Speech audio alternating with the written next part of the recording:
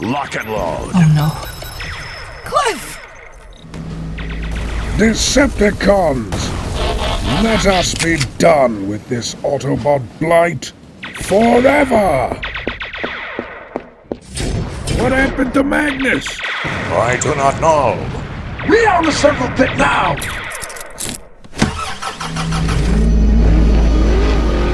Optimus, you still connected to the charges? Alita, step down. But I can't blow the nemesis with cliff jumpers so When are you all gonna learn? I'm here to stay! And I'm here to fight! Carly?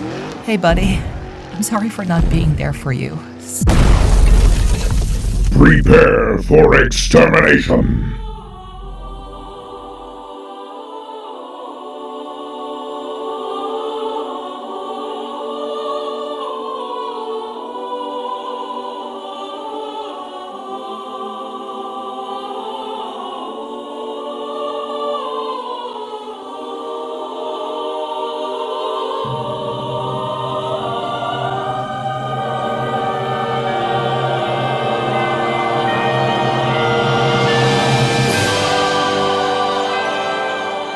Hey guys, the Firebird is here. It's just me. Issue 12 of the Skybound comics is out, and today I'm giving you my review of it. And oh boy, massive spoilers, cause this one it's a juicy one, let me tell you that. I'm gonna be doing this a bit differently, cause typically these videos are unnecessarily long, so I'm taking some of the criticism and making them shorter for your convenience and my sanity in the editing room. In case you guys don't know, I made a bunch of Skybound comic reviews thus far.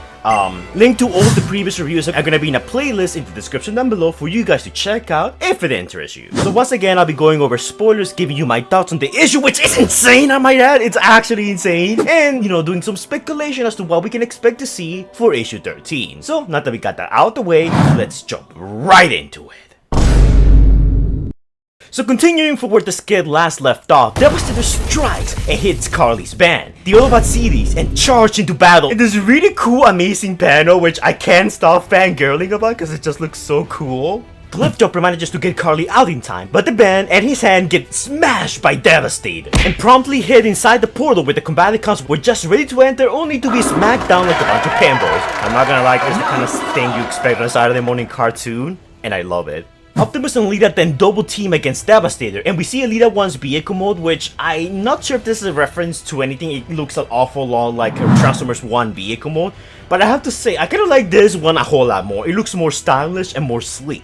Alita 1 goes full on Empire Strikes Back on Devastator and toe cables his legs together, causing him to trip and fall into Shockwave's harvester, which causes Cybertron to slowly be teleported back to its original place in the galaxy. Seeing that the battle is lost, Shockwave runs back to the portal, intending on coming back with reinforcements and making the Autobots pay. But Carly points out that Cliffjumpers just went through the portal. They need to go in there and rescue him, which Optimus agrees and charges in alone but valiantly, intending to rescue Cliffjumper. In the other side of the portal, the Combaticons are understandably confused since they have been missing out on all the events of the story thus far. And just as Shockwave is about to order them around, Optimus shows up and single-handedly takes care of all Combaticons in one go.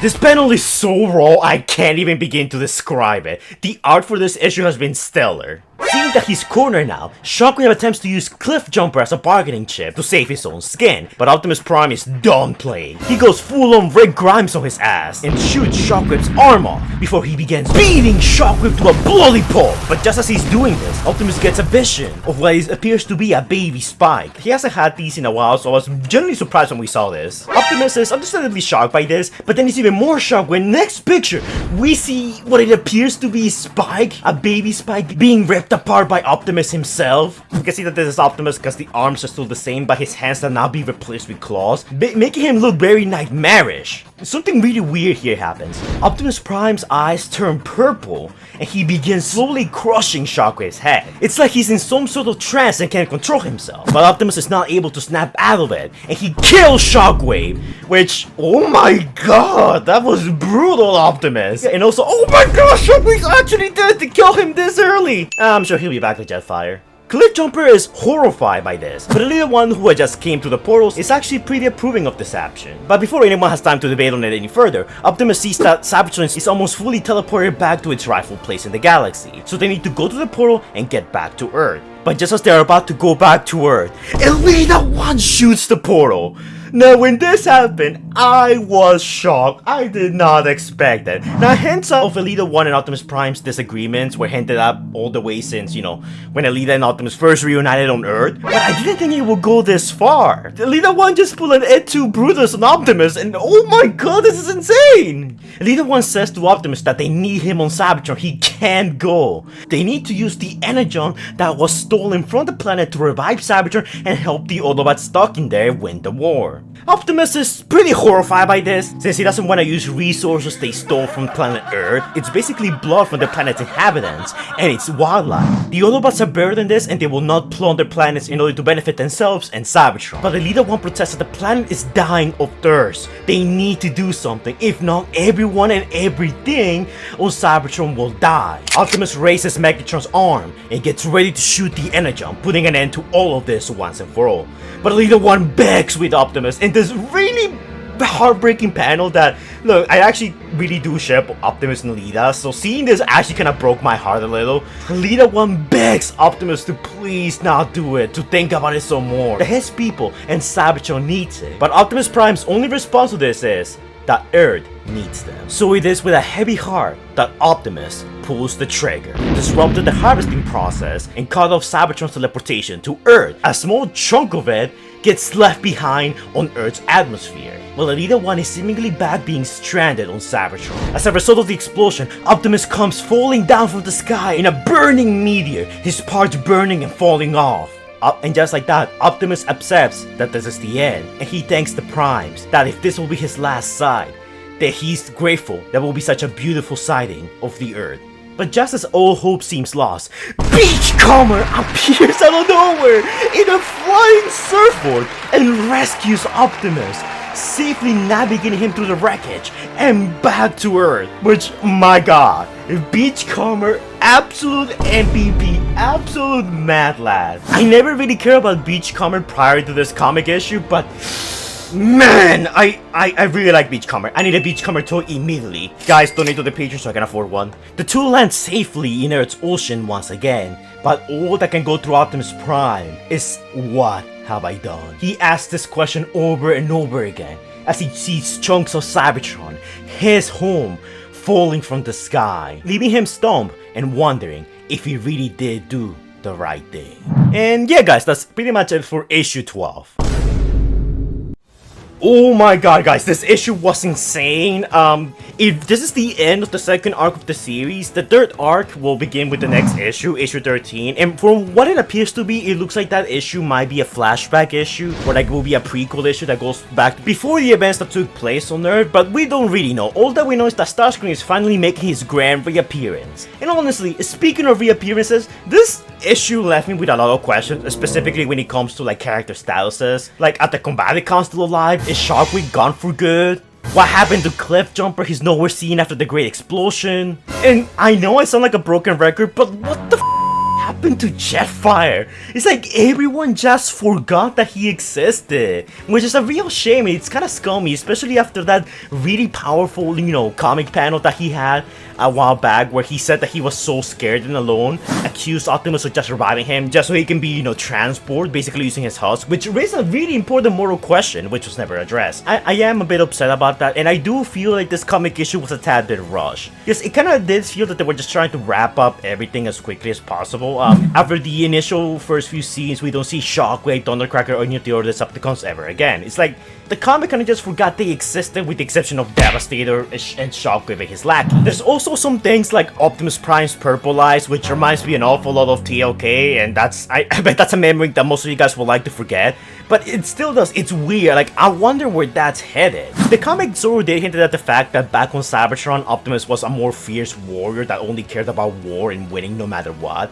And this was Optimus, you know, basically tapping back into his primal instincts. No pun intended. So that's why when he stopped beating up Shockwave to a bloody pulp, he said that's not who I am anymore, Elita. That's not me. And also, Elita's betrayal. I think this is the part of the issue that's gonna get a lot of people divided. Because, like, look, I personally really do love Elita 1. I like her characterization in the comics. I do think that she's a tad bit too mean, especially to RC and Optimus. But she has some reasons for being that way. She was stuck fighting the good fight on Cybertron while Optimus and crew just wandered around the stars doing whatever. So from her point of view, the war is at home and they need to win it right now by any means necessary. Optimus, however, doesn't believe in that, so that's why he chose to destroy the energy supplies that Shockwave's fortress was harvesting from Earth. But it's like I said before, Optimus and Elita 1 are very different leaders. Optimus is very optimistic, some people even say naively optimistic, while Elita 1 is more realistic. Like, she knows what's up, she knows what's wrong, she knows what needs to be done and is not afraid to do it. So that's why when she says things like, hey, we need to use Earth's resources to save our planet, we need you here, Optimus, and I'm gonna do this whether you like it or not. I think that's totally in character. Think back of like the first time we saw Elita 1 in the comic series. She lost a whole squad of Autobots just to save Ultra Magnus. Also, actually, that's another thing that I just realized. What the f was Ultra Magnus? I was expecting him to come back and maybe help out with the fight. I guess I was wrong in that theory. So I'm guessing that's gonna be like a future storyline, something that's gonna get resolved later on. Which kinda makes sense. PTSD and trauma, that kind of stuff, doesn't go away just like in a snap of a finger. It takes time. So my guess is they're going for a more realistic, depiction of PTSD and how it affects someone, which I'm completely fine with it. Something else I want to comment on is the art. I think the art for this issue has been nothing but stellar. There has been really good choreographed fight scenes, especially when Elita 1 and Optimus ganged up to fight Devastator, Optimus Prime beating Shockwave to a bloody pulp, and even this panel of Optimus Prime and Elita 1, which in all honesty, it's my favorite of this issue. Yeah, granted, there's more artistically impressive panels throughout the comic, but this one stands out to me. It just feels so raw and emotional. You can just feel the emotion, and I think this is my favorite. I might even make this a thumbnail for this episode. I don't know, I'll wait and see. But if I'm also being honest with you, I feel like this issue felt a tad bit too rushed. It feels like we just needed to wrap all of this up, and the best way to do it was just to have Optimus and Elita 1 go through the portal, then all of this happen.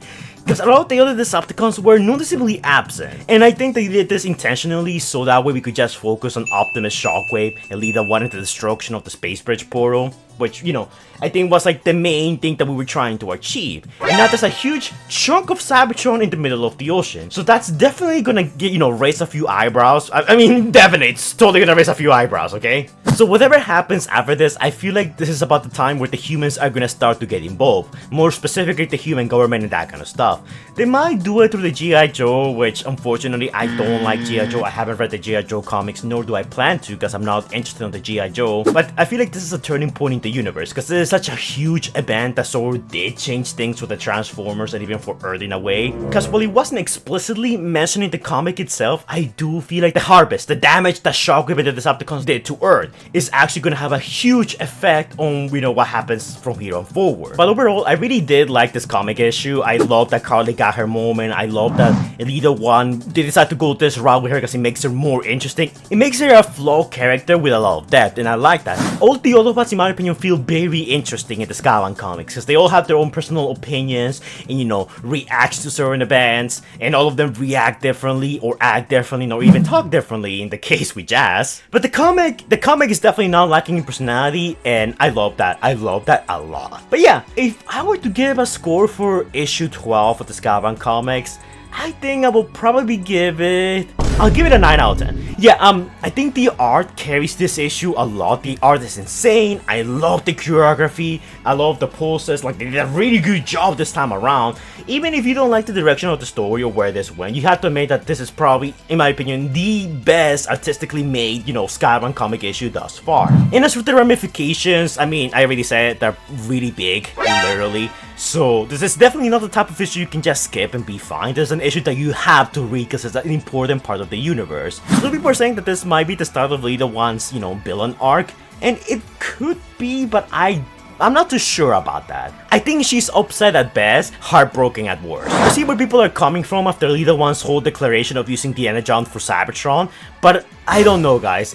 Honestly, they could literally go anywhere at this point. So I guess the best thing we can do right now is just wait and see. But yeah guys, I want to know your thoughts on Transformers Skybound issue 12. Did you like it? Did you not like it? Do you think the leader one was in the right, or do you think she was in the wrong? Is Optimus Prime a mass murderer after basically condemning Cybertron to start by destroying the Energon? Is Shockwave truly dead? And will we ever see my man Jetfire again? Cause so far it looks like no one gives a shit about him, and that actually makes me a bit sad, especially after everything he said back in issue 8. But I guess all we can do now is just wait and see. But yeah guys, as always, hopefully you'll enjoy this video. It was really fun to make. I love the Skybound comics, even if they don't particularly, do so well in terms of views. I still love making them. I am gonna scale back in the way of how I make them. I think this is probably for the best. I don't think you guys also want a very long review, so I'll minimize the length of these from now on, and hopefully you guys are okay with that, which I assume you guys will be. But yeah, my next video will be my review for Transformers 1. I saw the movie through early screenings. It was great. I want to get my thoughts on that. Half of it will be non-spoiler and the other half will be spoilers. So that way, people who want either or can get the best of both worlds in one package. So yeah, as always guys, don't forget to like, comment, and subscribe. Do all that annoying YouTuber stuff that the algorithm likes so much. And I will see you guys in the next video. Stay safe guys. Anyways guys, before we go, shout out to our super incredible Patreons and channel members: Primebear611, Moriarty, Inferno65, Winsolopes Hightower, The Certified, Night Trans Official, Crowley666, Random Studios, Steve Martin, Silverman, Legend of Soup, King Sparta, Crazy T-Rex, Super Sailor Formers Hedgehog, Xavier the God, Stage Productions, Scrub Lordo, and Pelican Hunter Plays. Also our channel members: Scrub Lordo, Optination Reviews, TF Cypher, Laser Sin, The Crazy T-Rex, and Lord Skywarp.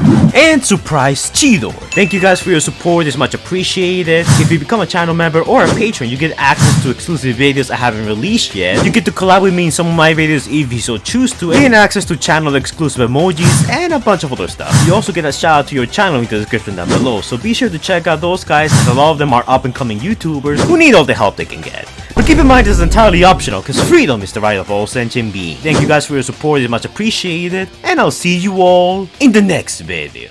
Bye guys!